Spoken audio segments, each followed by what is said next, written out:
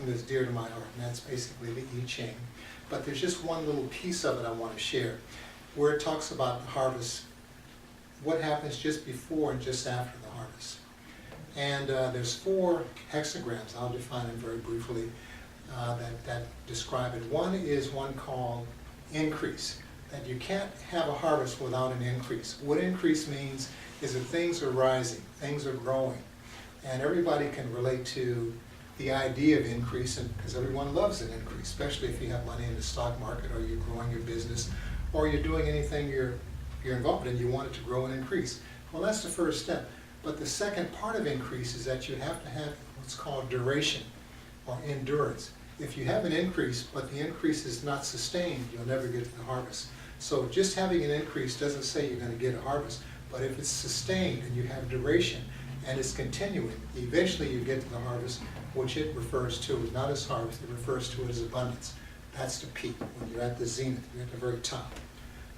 But what goes up must come down. So the very stage after the harvest is what's called disintegration, letting go, dispersing. That's the scattering of the seeds, so things can start over again. So that's how it describes the harvest. Now, there are, I want to talk about a big example in terms of the harvest cycle that applies to all of us personally. I should say it should apply to all of us personally, because it's about the cycle of life, how we get to be here, how we get to create families, how the families grow, and how the human race continues. And basically it's based on the principle of loving relationships. Now, we can technically, I guess, grow people without loving relationships, but on this planet that's kind of what we're trying to do, is grow people through and grow families through the concept of love and loving relationships. So in order for a loving relationship to exist, we have to define first what is love. And this is not my definition, but I'm going to tell you what the Greeks have said, because it's still relevant today as it was going back to the days way back. Socrates pretty much came up with this, and his student Plato kind of expanded on it. And what did he say? There's 4 conditions that have to be met. And if you don't have those 4 conditions, you don't have love. What are those conditions? Number 1, for love to exist, the object that you love has to be beautiful to you. If it's not pretty, if it's not beautiful, it's not love. That's pretty profound. Secondly, you have to want to possess it. You have to want to possess it. And not only do you have to want to possess it now, which is the first condition, you have to keep on wanting to possess it. You know, it's not like you just want to have a one-night stand or a fling. You have to want it, and you say, I love it so much, it's so beautiful, I always want to keep it. So you have to want it and possess it forever. And the fourth thing is the condition is that it has to be good for you. If it's not good for you, it's not love. So in order for it to be love, it has to be good for you, it has to be beautiful, you have to want it now, and you have to keep on wanting it forever. And if one of those is missing, you don't have love. You got something else, but you don't have love. So that's an interesting way that the Greeks define love. Now, when we take that definition and apply it to human relationships, loving relationships, we can see the workings of the 4 seasons in love relationships.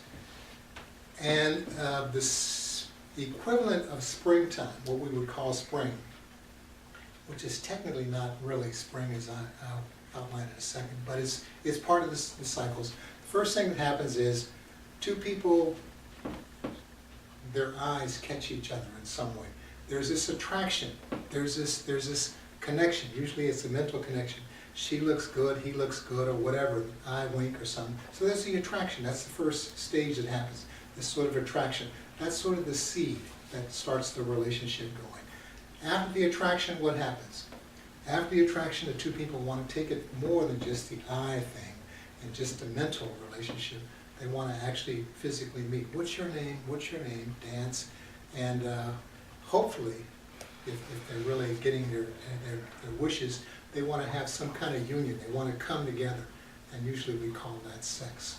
Or if it's not sex, that's usually what it is. But it could be just some other kind of union. But it's going from an idea, from the seed, to an actual 2 people becoming one. Once they become one, what happens? Well, usually there's a baby produced. Somewhere along the line there's a baby.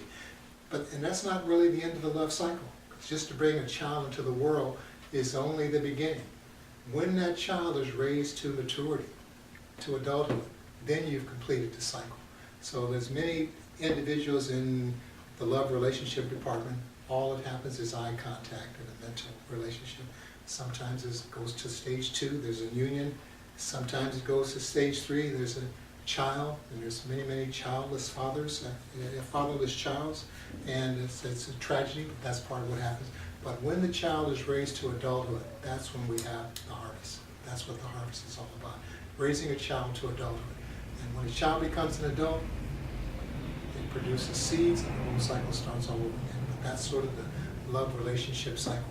And that same cycle applies to the creative cycle in the world of science and the world of any division that we're in. How does that happen? First, there's an idea. An idea goes off, and maybe we read something, maybe we saw something, and we have an idea about what to do with this thing, how to invent it. So we have an idea. What do we do with that idea? We study it, we become one with it, we forget who we are, we climb into that idea. Whatever that idea is, we merge with it, we form a union with it. And once we form a union with it, eventually light bulbs go off and we create something that extends the idea. Our own project gets created. And once our project gets created, an illumination, eventually that project gets to be manifested in a full form. And once that full form exists, other forms begin to spin off from that. But it sort of goes through a cycle like that.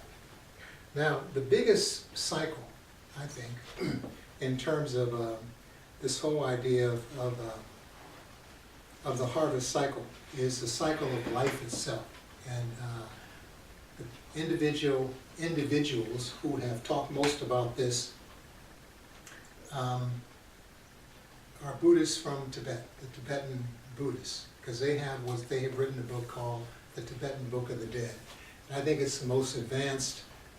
If I were to pick one religion on the planet about this subject, they have the most advanced commentary on the life cycle that includes death. But we can think of it as a harvest cycle in the sense that life itself is kind of a harvest, and I'll explain why in a second. What the Tibetan Book of the Dead says is that the first cycle, and actually this is not even the first cycle, it's the third, but let me talk about how we ordinarily think about it. First there's birth. Birth, and then after birth there's a certain amount of time we live, 60, 70, 80, 90, 100 years, some people a little bit more, but there's a birth and life, that's one cycle. You understand, what comes after birth and life? It says only one cycle. Cycle 2, or season 2, is death. There's birth and death. What is it? There's nothing else. Well, that's the part that we know about. That's the part that we can see. We can see birth, we can see death. But there's 2 cycles that we don't see. What are those? One is called judgment. This is actually part of every culture in the world has this belief in what's called judgment. Judgment basically meaning when we make a transition, there's a period of judgment that we go through. What is it? We don't see it, but there's a worldwide belief pretty much connected with all cultures. What is this judgment belief? What it is that when you, after transition, this is what the Tibetans say, after transition, we go into a period where our life is reviewed. And we look at, part of that review is, do we recognize the light? Do we recognize our divinity? Or do we not recognize the light? If we recognize the light, we go on to greener pastures. We go on to other planets that are more evolved than planet Earth. If we don't recognize the light, guess what? It's reincarnation back on planet Earth. And eventually we will recognize it, we move on. Now, it's not to say that everyone on planet Earth hasn't necessarily recognized, this is my belief, they don't say this, but I'm just adding this. It's not that everyone on planet Earth has never recognized the light, because it's kind of like, I think some souls on Earth are very advanced. They come in with great skill, great knowledge, great wisdom, great musical genius. They come here, but one of the things they haven't learned is a lesson on Earth, the earth plane. So when they leave the earth plane, wherever they go to reincarnate, is probably not coming back here. But anyone here needs to learn something about being here, else we wouldn't be here. No one keeps doing the same thing for no reason. So anyone that's on the earth plane either has probably never been here before, or if they have been here before, but they didn't recognize the light, then they didn't recognize the light on the earth plane. But anyway, there's those 4 cycles. Now technically, we might say, where is the actual harvest in that cycle between birth, death, judgment, and resurrection? In fact, what is not resurrection? What is reincarnation? I'd say reincarnation is very similar to the cycle where you drop a seed in the ground and you cover it up with dirt. That's like the time in the womb. That's actually the beginning. The time in the womb is the beginning. By the time birth happens, it's like the seed popping out of the ground and beginning to grow into a plant. But before the seed pops out of the ground, it's in that period of regeneration. It's in that period of what we would call reincarnation. The reincarnation itself takes place in the womb. We just don't see it until there's an actual birth. Even the seeds, as I said, the seeds that we think about the seeds is that's when the seed is in the earth and it's watered. It's sort of beginning to grow. We just don't see it, kind of thing. Now, having said all those things, I want to bring this to a conclusion, and I want to do so by talking about a kind of a story, a little small story that's got a little humor in it.